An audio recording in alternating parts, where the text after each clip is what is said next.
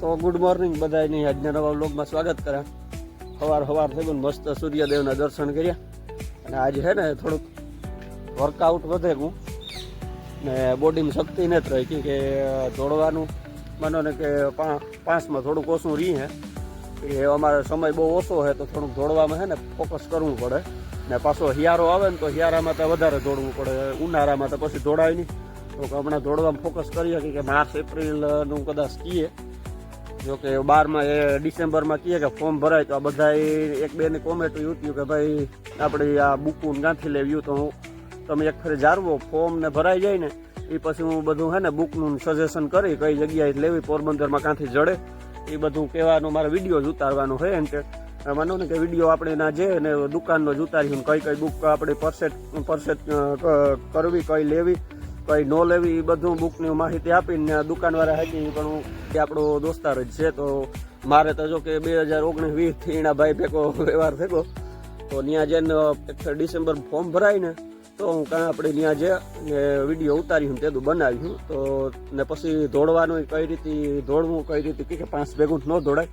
તો હું હે ને એટલું કહેવા માંગા કે તમે ડ્રાઇવિંગ કરતા હોય તો માનો નહીં કે આપણે માણસ પીલાઈ જાય ને તો માણસનો રોઈએ, પણ આ જીવ પીલાય ને તાર કોઈ ઓલું નથી કરતું. તો થોડુંક હે ને અમિત અટાણા આગળ જો ઉપાડે ને નાખવા જઈએ તો થોડુંક તમે ધ્યાન રાખજો, ડ્રાઇવિંગમાં ધ્યાન રાખો. ને હમણાં જો ગલુડિયા નહીં હે ને તો રોડ ઉપર એટલા ગલુડિયા અહીં હે તો થોડુંક એક આંકવામાં ધ્યાન રાખો ને તો આ જીવ બસે જાય. ને કાંઈ અહીંયા રહી હે ને તો આ બિચારી જો કૂતરીને એમ નાખવા જઈએ તો હાલો પછી મળીએ. જો અમારે બેને છે ને આજે પ્રોટીનવાળું ખાવાનું કર્યું. આમાં આપણે છે ને પ્રોટીન મળે, વિટામિન જડે ભરપૂર માત્રામાં, A, B, C ગમે વિટામિન આપણે ઘટતું હોય તો આમાં મળે જાય. આ કેરામાં ન મળે, આપણે આમાં ન મળે.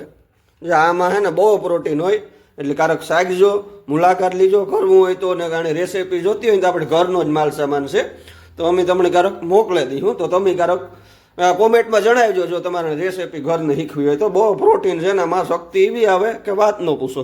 જોવો જોઈએ આ માલ છે આવો, કઈ સાચી વાત ને કાંઈ આણે રેસીપી બિન જો બિન પાસે યારે વાગ્યા છે 4:30 જેવું ને માનો ને બગોદર જાઉં. બગોદર થોડુંક આ ડાલું માથું થઈ ગયું ને એ હરવું કરીએ અને બગોદરથી પોરબંદર મોહીને ઘેર જાઉં. તો ત્યાં જઈએ ને વિડીયો ચાલુ કરા દાદા બહુ ભૂંડા લાગે. પછી મારે છે ને એક પાછા જાડા વાળ બહુ રહ્યા ને જીવ વધે એ ખરાબ લાગે એટલે હું જે ના જાણે પઠાવે નથી. તો જોતા રહીજો, સુમિતભાઈ પાસે જઈએ જોઈએ વારો આવે કે નથી આવતો. એ પાછા ઉષા છે 3 વાગે તો રાતે ફોન કરીએ તો વારા લખીએ. એને ભારે મજા છે પણ એ કે પાવલાનો ખર્ચો ને 90% નફો આ એવું છે સમજી જજો. એટલે એમાં તો હું આગળથી પાછું ચાલુ કરા જોતા રહીજો.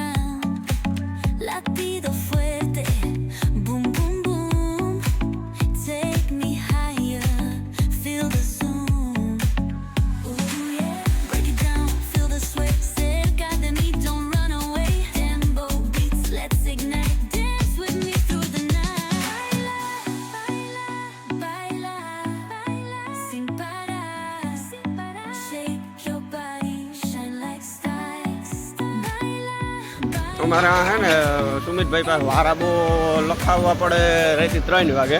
આજે હું વારો લખાવ્યા વગરનો આવ્યો હતો કે લોગ ઉતારવાનો છે ને બીજે એક જવાનું છે પોરમાં. તો હું કાંઈ એવું સીધો જ્યાં તો ત્યાં તો વારો ન આવ્યો, પણ બીજી દુકાન છે ને ત્યાં વારો આવે તો ત્યાં જે આવી રીતના દાહે નાખ્યો તો જવો જોઈએ.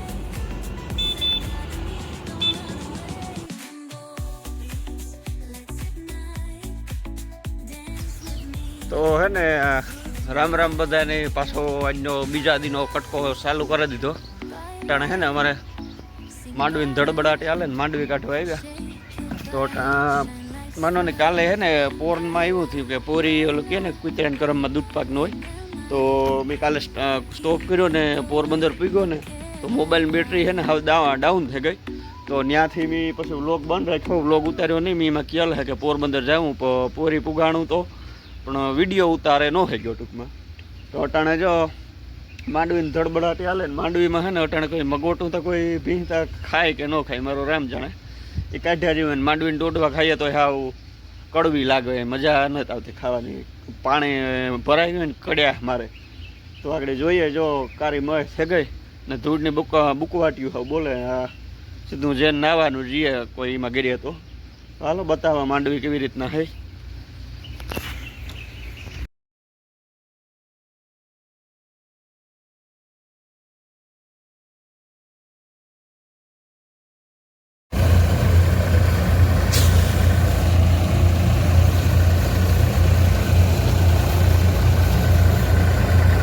આવી રીતના ધડબડાટી હાલે અટાણા વિડીયામાં.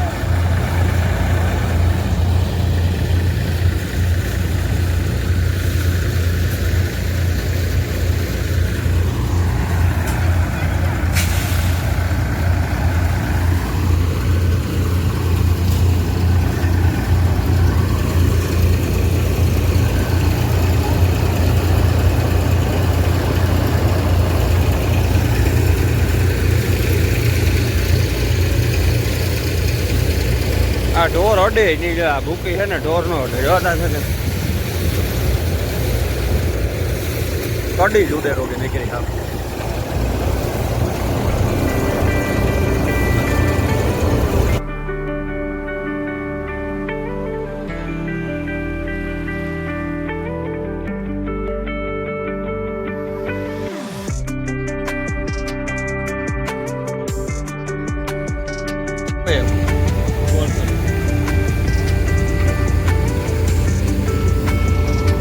કડી ભારી ઉડ્યો જોતા પણ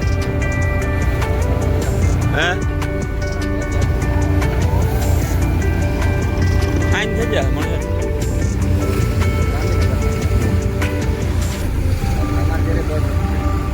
પાછા હે બાથે.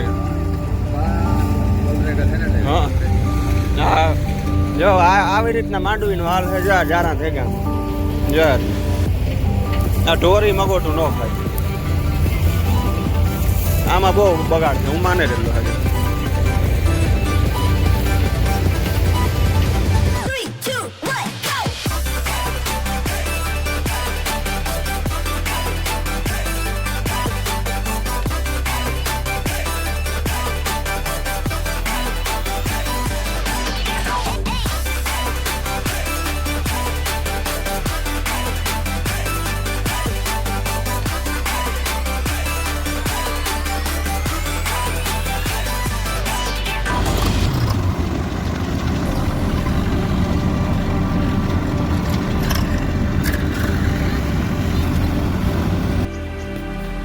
તો આવી રીતના હે ખેડૂત ગુંડાઈ ભડા ભળી જાય ને હોય એવી ધૂળ ઉડે ને બે હાથ ઉડે. એક તો બસ અટાણ હે ને મજૂર હોય ને જડતા.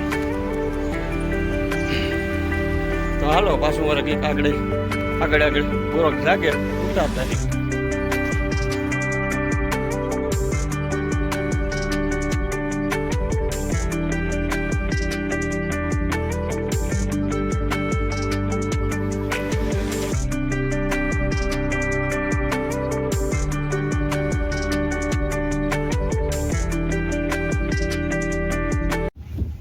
જો એ કેવી લાગે મારી વાડીનું વ્યૂ હતું. બાજુમાં તળાવ છે, તળાવનું એ પેલું આવ્યું હતું ને એ તળાવ છે એ આખું પાણીનું ભર્યું.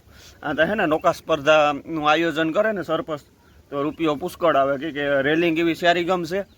અને વરસમાં હે ને વિન્ટરમાં હિયારો કે આવે ને તો નૌકા સ્પર્ધાનું આયોજન કરવું જ જોઈએ. તો આમાં હે ને આહે પાસેના ગામના લોકો જ આવે. આ મારા મગજ પ્રમાણે કામ ને ગામના વિકાસમાં રૂપિયો ફાળો જે થાય ગામના વિકાસમાં જાય કે અમારું તળાવ એવડું જબરું છે ને તો ને પાછું એવી ગમ અહીં શિયારી ગમ એવી રેલિંગ છે તો બહુ સારું જબરજસ્ત છે.